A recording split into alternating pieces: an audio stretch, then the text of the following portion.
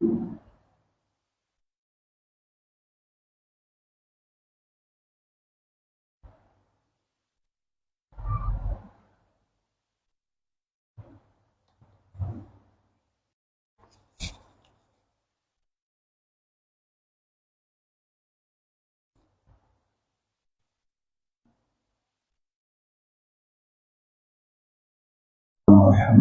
عبده ورسوله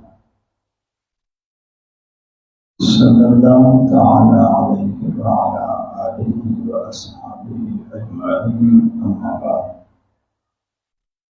فأعوذ بالله من الشيطان الرجيم. بسم الله الرحمن الرحيم.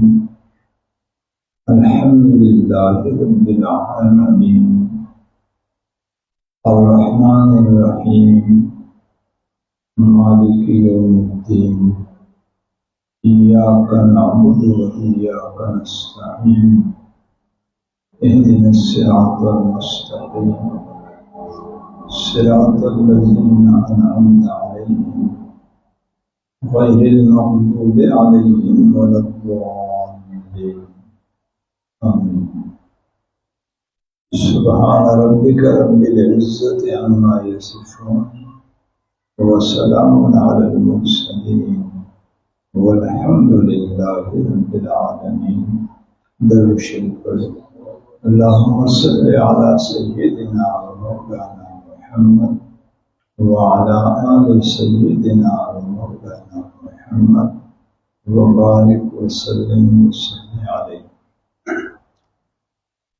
قرآن کریم اللہ تبارک و تعالی کی ایک بے شبہ نعمت ہے،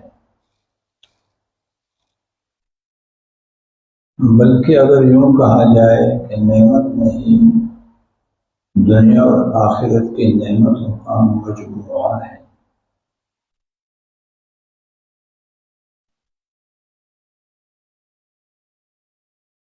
یہی وجہ ہے کہ اللہ تبارک و تعالیٰ فرماتے ہیں فَإِذَا قَرَأْتَ الْقُرْآنَ فَاسْتَعِذْ بِاللَّهِ. جب قرآن کی طرف بڑھنے لگو تو پہلے میرے حفاظت کے قلعے میں داخل ہو جاؤ.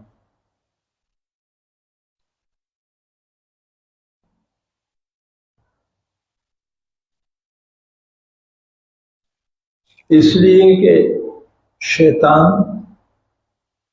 ازلی دشمن ہے، وہ کب یہ برداشت کر سکتا ہے کہ کسی بندے کو اتنی نعمتیں مل جائیں.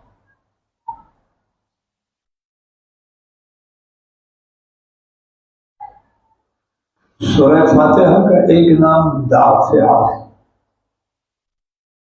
دافع کہتے ہیں بلاؤں کو، مصیبتوں کو، پریشانیوں کو، دکھوں کو، تنگدستیوں کو، بیماریوں کو، حوادث کو، ابتلا کو، آزمائشوں کو، سختیوں کو، شدائد کو، بھوک اور افلاس کو، لڑائی اور جھگڑوں کو، فتنوں کو دور کرنے والی صورت.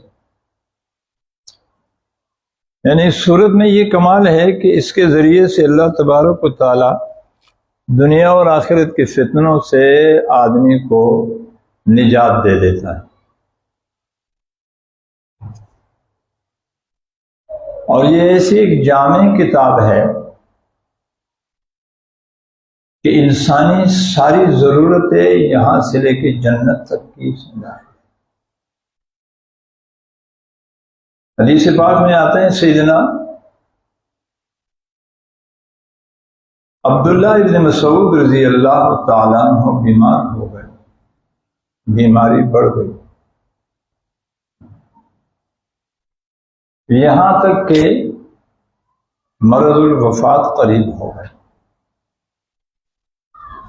سیدنا عثمان رضی اللہ تعالیٰ عنہ کا خلافت کا زمانہ ہے.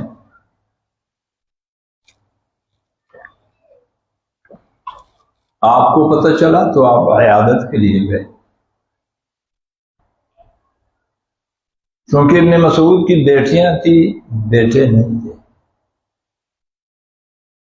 تو سیدنا عثمان رضی اللہ تعالیٰ عنہ نے عیادت بھی کی اور ساتھ میں کہا کہ ابن مسعود اگر آپ کی اجازت ہو تو میں بیت المال سے آپ کی بیٹیوں کے لیے وظائف مقرر کروں۔ تو عبداللہ ابن مسعود رضی اللہ تعالیٰ عنہ نے فرمایا کہ امیر المؤمنین، مجھے اور میرے اہل و عیال کو بیت المال کے وظائف کی ضرورت نہیں ہے۔ پوچھا کیوں؟ کمانے کا کوئی ذریعہ بھی تو نہیں ہے۔ انہوں نے کہا آپ علیہ الصلوۃ والسلام نے فرمایا تھا کہ جس گھر میں مغرب کے بعد سورہ واقعہ پڑھی جائے تو قیامت تو آ سکتی ہے، اس گھر میں فاقہ نہیں آ سکتا۔ تو الحمدللہ میں نے اپنی بیٹیوں کو سورہ واقعہ یاد کروایا ہے اور وہ پابندی سے پڑھتی ہے، تو مجھے ان کے بھوک اور پیاس کا کوئی خطرہ نہیں ہے۔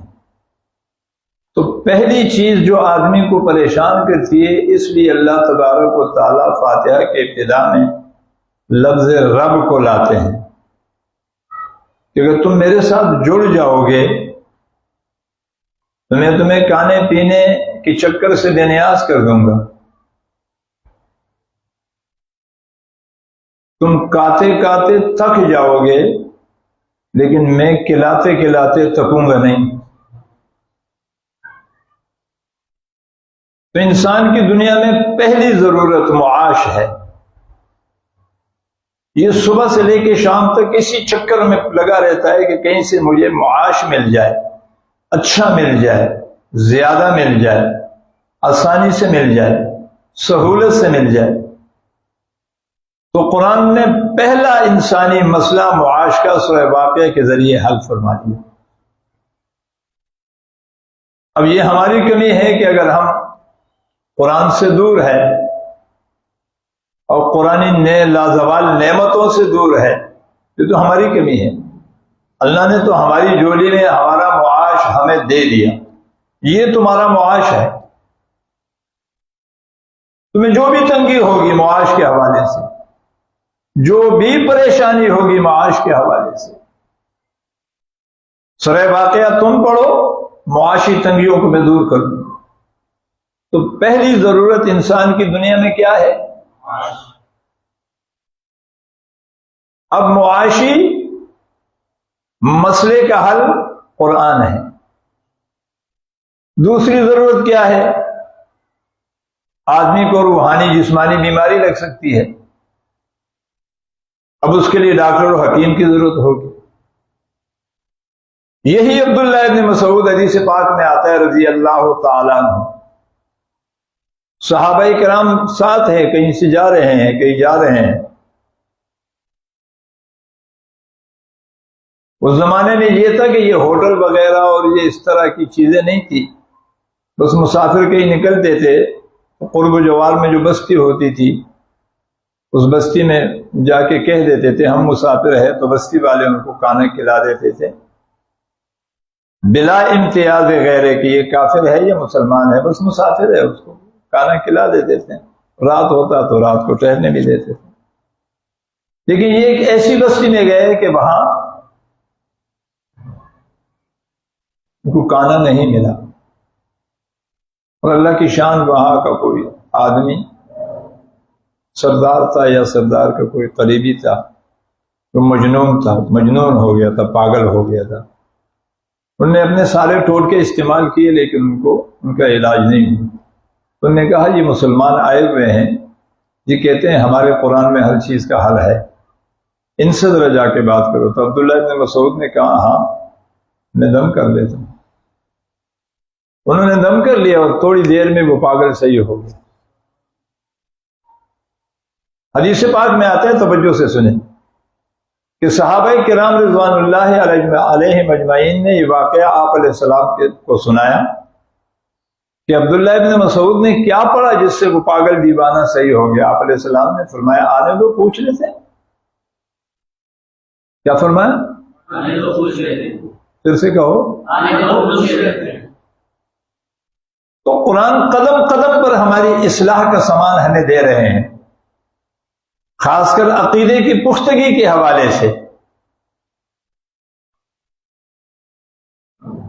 یہ جملہ آپ علیہ السلام نے اس لیے فرمایا کہ آنے والے میری امت کی ایک ایک امتی کی اصلاح ہو جائے، کہ پس پردہ حالات سوائے اس کے کوئی نہیں جانتا۔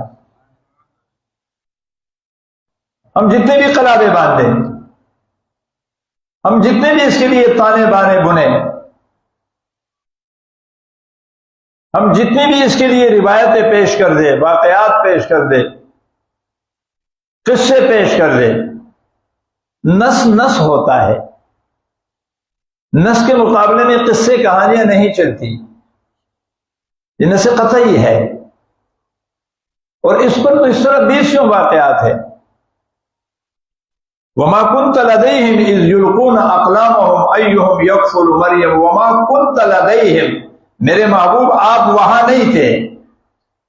جی کہاں؟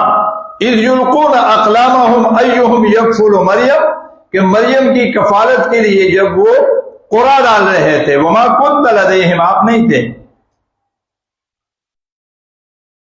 قرآن اصلاح عقائد کر رہا ہے۔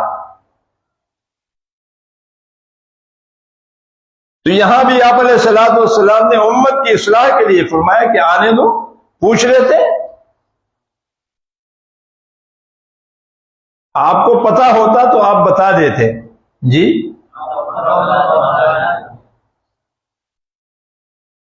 یہ کیسے ہو سکتے ہے کہ آپ کو پتا ہو امت کو پردے میں رکھے؟ جی ایسا نہیں۔ اللہ پاک خود فرماتے ہیں میرے نبی امین ہے، اس کو کوئی چیز مل جائے یہ امت سے چھپا کے نہیں رکھتے۔ ابن مسعود آ گئے رضی اللہ تعالیٰ عنہ، آپ نے پوچھا آپ نے اس مجنون پہ کیا پڑھا؟ تو انہوں نے کہا سورہ مومنون کی آخری آیت افحسبتم انما خلقناکم عبثا وانکم الینا لا ترجعون، یہ آخری آیت میں نے ساری پڑھی۔ اس پر آپ علیہ السلام نے فرمایا کہ میں اللہ کی قسم کھا کے کہتا ہوں، اللہ کے رسول فرما رہے ہیں میں اللہ کی قسم کھا کے کہتا ہوں کہ اگر یہ آیاتیں اخلاص کے ساتھ پہاڑ پر پڑی جائے تو پہاڑ میں بھی حرکت آ جائے، تو بیمار کی بیماری دور کیوں نہ ہو۔ تو پہلا مسئلہ میرے معاش کا ہے، قرآن میں موجود ہے۔ دوسرا مسئلہ میرے صحت کا ہے، قرآن نے بتا دیا۔ تمہیں ظاہری باطنی کوئی مسئلہ ہو جائے تو قرآن کی ان آیاتوں کو تم پڑھ کر مانگنے کے انداز میں دم کر لو، میں اللہ تمہارے اس بیمار کو شفا دے دوں گا۔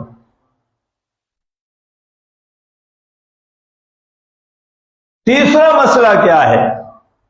آدمی مرنے کو ہے، سکرات کا عالم ہے، سختی ہے۔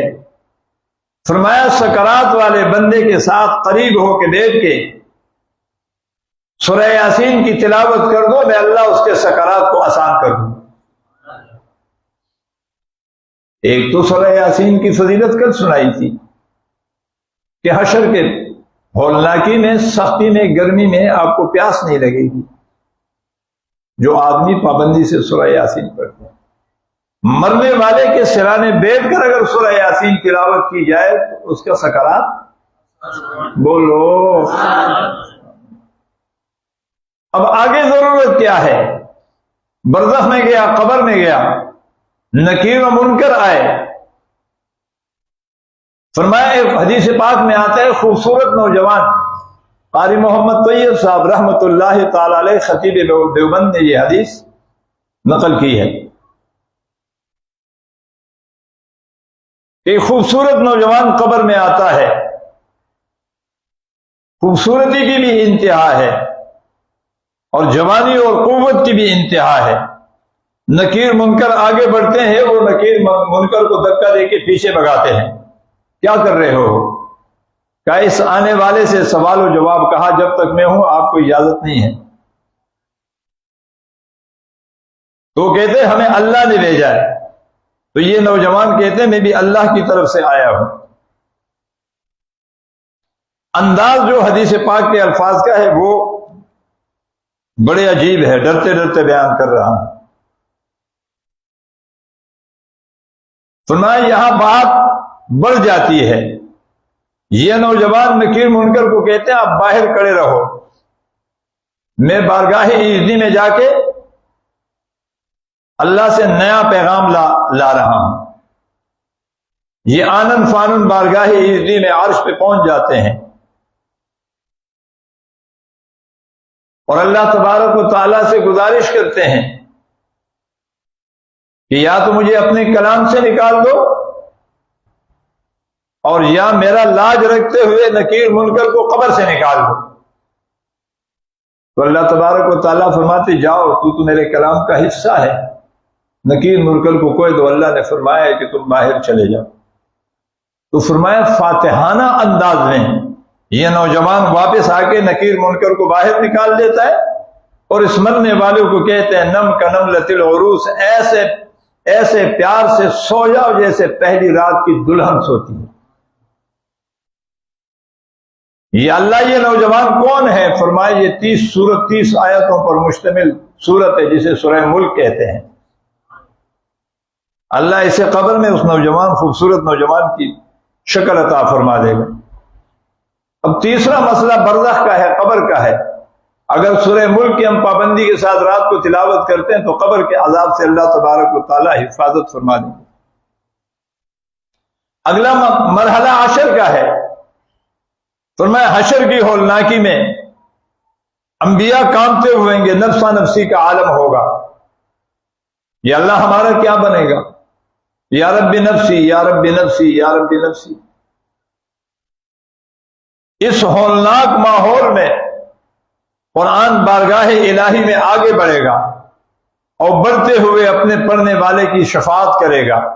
اللہ یہ بندہ راتوں کو اٹھ اٹھ کے مجھے پڑھتا تھا، آج میں اس کی شفاعت کرتا ہوں۔ حدیث پاک میں آتا ہے اللہ قرآن کی شفاعت کر دیا۔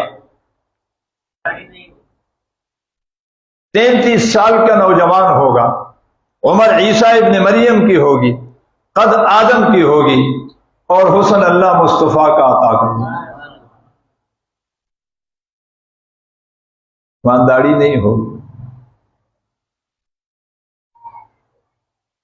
تو وہاں ساری عبادتیں ختم ہو جائے گی، نماز ختم، ذکر ختم، روزہ ختم، حج ختم، عمرہ ختم، سے روزہ چلہ ختم، داڑھی ختم، رونا دھونا ختم۔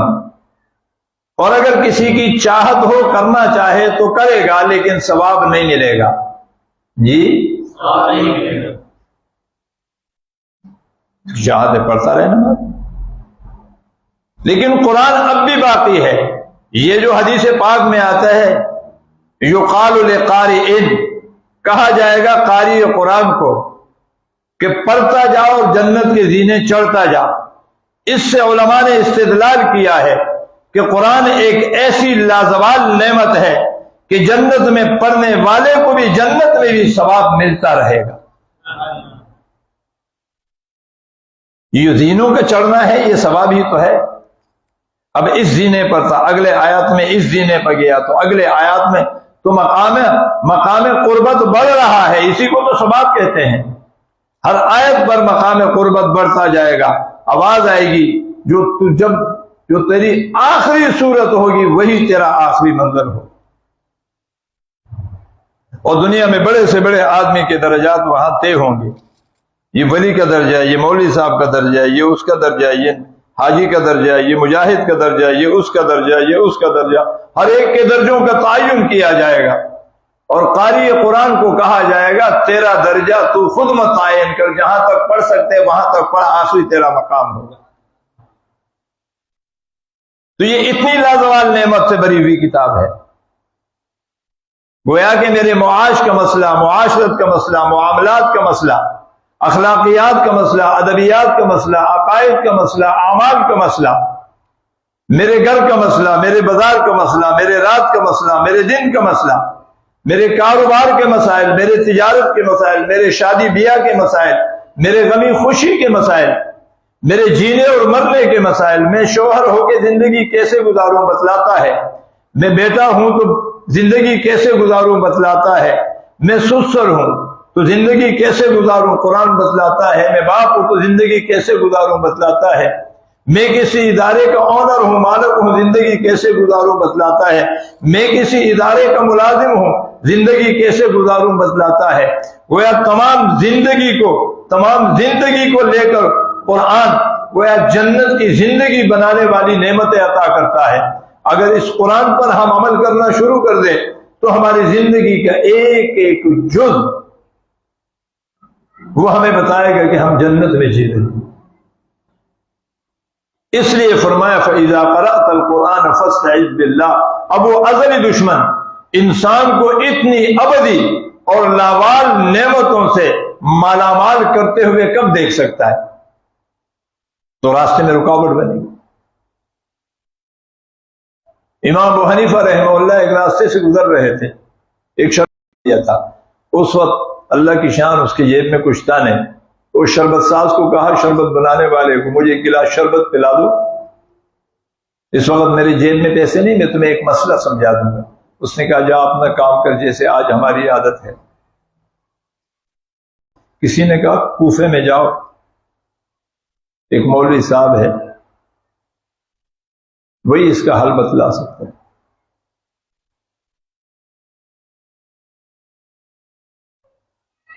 یہاں بھی کچھ لوگ کہتے ہیں یہ مدینے والوں کی روایت نہیں مانتے، کوفے والوں کی روایت مانتے۔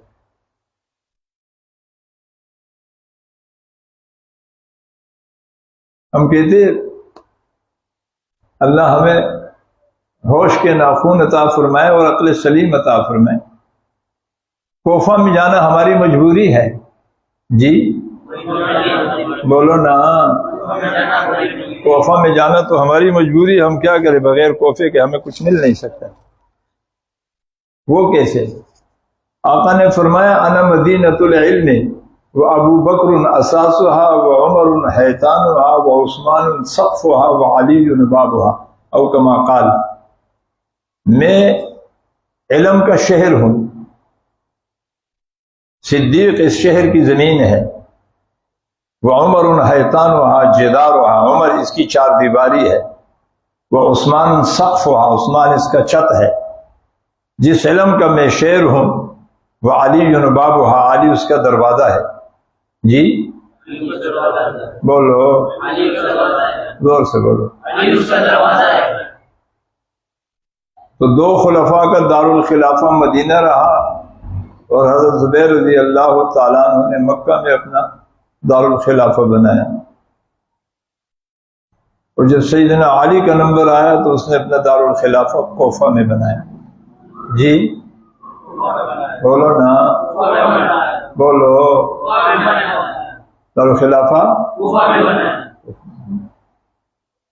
یہ علم کا شہر ہے جہاں ہم بیٹھے ہیں، اور وہ دروازہ ہے۔ اس شہر میں داخل ہونے کے لیے چھت سے آؤ گے، پلانگ کے آؤ گے، یا دروازے سے؟ بولو نا۔ تو ہم مدینہ آنا چاہتے ہیں لیکن دروازہ کوفہ میں، اس لیے کوفہ کی روایتوں کو ہم قبول کرتے ہیں۔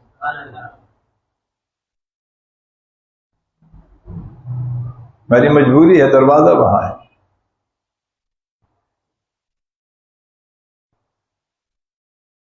تو یہ شخص کوفہ گیا، اور یوں سمجھو جیسے اس زمانے میں کراچی سے حیدرآباد یا حیدرآباد سے کراچی، یہ اس زمانے کے حساب سے 3 پڑاؤ کا راستہ تھا، 3 منزل تھے۔ جیسے قرآن میں منزلیں ہیں نا، تو یہ راستوں میں بھی منزلیں ہوتی ہیں، تو یہ 3 منزلیں تھیں، یعنی 3 دن لگتے تھے۔ تو 3 دن جانے میں لگے، وہاں پہنچے،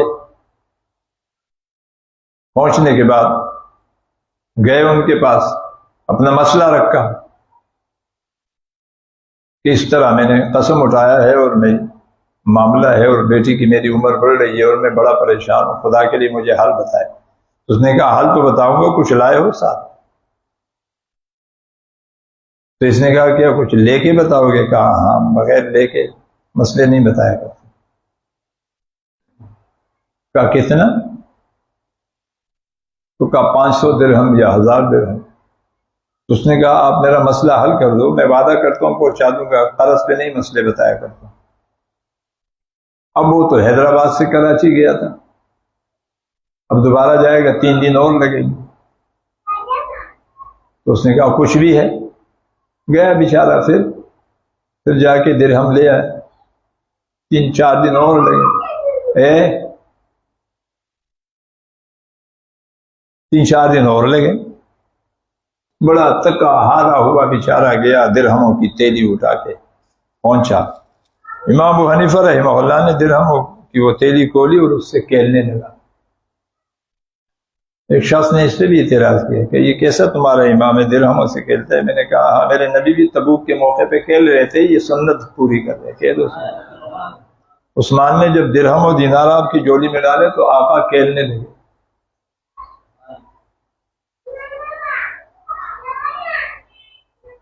تو امام ابو حنیفہ تبوک والے سنت پہ عمل کر رہے ہیں جی۔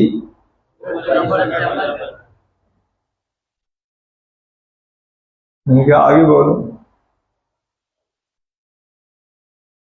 اعتراض کے لیے بھی تو علم چاہیے۔ تو شخص نے کہا آپ کھیلنے لگے، میرے گھر میں جنازہ پڑا ہوا ہے، میری بیٹی کا عمر بڑھ رہا ہے، میں تک گیا ہوں آتے جاتے، ذرا میرا مسئلہ بتا دو۔ بولا مسئلہ کیا ہے؟ کہا میں نے اس طرح کا قسم اٹھایا ہے کہ اگر دونوں جہان کی نعمتوں کو لا کے میری جولی میں ڈال دے تو میں بیٹی دوں گا، نہیں تو نہیں دوں گا۔ تو کہا یہ بھی کوئی مسئلہ ہے؟ بس اس کو بول لو قرآن لا کے آپ کی جولی میں رکھ دے، یہ دونوں جہان کی نعمتیں ہیں۔ وہ سر پکڑ کے بیٹھ گیا، یار اتنا آسان، میں تو ذلیل ہو گیا۔ تو جب جانے لگا تو کہا میاں جی اپنے درہم اٹھا کے لے جاؤ۔ اس نے کہا لوگے نہیں؟ کہا نہیں۔